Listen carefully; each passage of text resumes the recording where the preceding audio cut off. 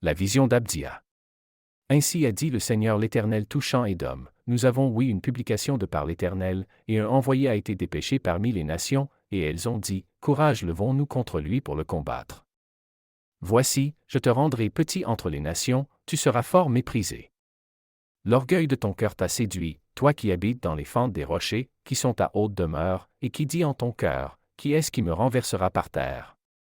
Quand tu aurais élevé ton nid comme l'aigle, et quand même tu l'aurais mis entre les étoiles, je te jetterai de là par terre, dit l'Éternel.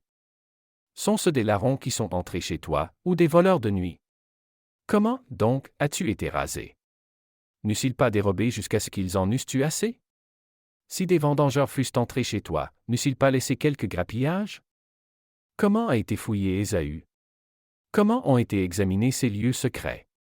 Tous tes alliés t'ont conduit jusqu'à la frontière, ceux qui étaient en paix avec toi t'ont trompé, et ont eu le dessus sur toi, ceux qui mangeaient ton pain t'ont donné le coup par-dessous, sans qu'on l'aperçût. Ne sera-ce pas en ce temps-là, dit l'Éternel, que je ferai périr les sages au milieu d'Édom, et la prudence dans la montagne d'Ésaü? Tes hommes forts seront aussi étonnés, ô Théman.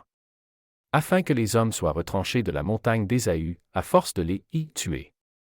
La honte te couvrira, et tu seras retranché pour jamais, à cause de la violence faite à ton frère Jacob. Lorsque tu te tenais vis-à-vis quand les étrangers menaient son armée en captivité, et que les forains entraient dans ses portes, et qu'ils jetaient le sort sur Jérusalem, tu étais aussi comme l'un d'eux. Mais tu ne devais pas prendre plaisir à voir la journée de ton frère quand il a été livré aux étrangers, et tu ne devais pas te réjouir sur les enfants de Juda au jour qu'ils ont été détruits, et tu ne les devais pas braver au jour de la détresse. Et tu ne devais pas entrer dans la porte de mon peuple au jour de sa calamité, et tu ne devais pas prendre plaisir, toi, dis-je, à voir son mal au jour de sa calamité, et tes mains ne se devaient pas avancer sur son bien au jour de sa calamité. Et tu ne te devais pas tenir sur les passages, pour exterminer ses réchappés, ni livrer ceux qui étaient restés, au jour de la détresse. Car la journée de l'Éternel est proche sur toutes les nations, comme tu as fait, il te sera ainsi fait, ta récompense retournera sur ta tête.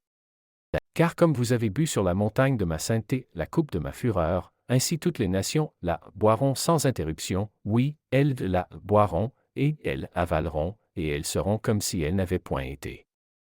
Mais il y aura des réchappés sur la montagne de Sion, et elle sera sainte, et la maison de Jacob possédera ses possessions.